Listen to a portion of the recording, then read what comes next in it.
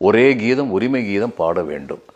அடுத்து வந்து சொல்வார், காற்று நம்மை அடிமை என்று விலகவில்லையே, கடல் நீரும் அடிமை என்று சுடுவதில்லையே, காலம் நம்மை விட்டு விட்டு நடப்பதில்லையே, காதல் பாசம் தாய்மை நம்மை மறப்பதில்லையே.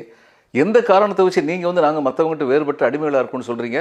அவங்களுக்கு இருக்கிற உணர்ச்சிகள் எங்களுக்கு இல்லையா? இந்த வரிகள் சாதாரண வரிகள் இல்லை.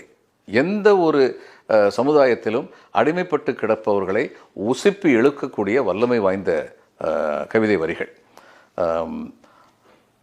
தோன்றும் போது தாயில்லாமல் தோன்றவில்லையே, சொல்லில்லாமல் மொழி இல்லாமல் பேசவில்லையே, வாழும்போது வகை இல்லாமல் வாழவில்லையே, போகும் பாதை தெரியாமல் போகவில்லையே. உங்களை மாதிரி தானே நாங்களும், எங்களை மட்டும் ஏன் இது மாதிரி மாறுபடுத்தி பார்க்குறீங்க? இதெல்லாம் வந்து அந்த அடிமைகள் தங்களை பற்றி பாடினது. அடுத்து கடைசி 4 வரிகள், அதில் கண்ணதாசனுடைய சிறப்பு வந்து புலப்படும். அந்த கடைசியில் அவங்க சொல்லுவாங்க, கோடி மக்கள் சேர்ந்து வாழ வேண்டும் விடுதலை, கோவில் போல நாடு காண வேண்டும் விடுதலை. இது தங்களை பற்றி. கோடி மக்கள் சேர்ந்து வாழ வேண்டும் விடுதலை எங்களுடைய நாட்டில், கோயில் போல நாடு காண வேண்டும் விடுதலை இது எங்களுடைய நாட்டில். ஆனால் கடைசி 2 வரி என்ன? அச்சமின்றி ஆடிப்பாட வேண்டும் விடுதலை, அடிமை வாழும் பூமி எங்கும் வேண்டும் விடுதலை.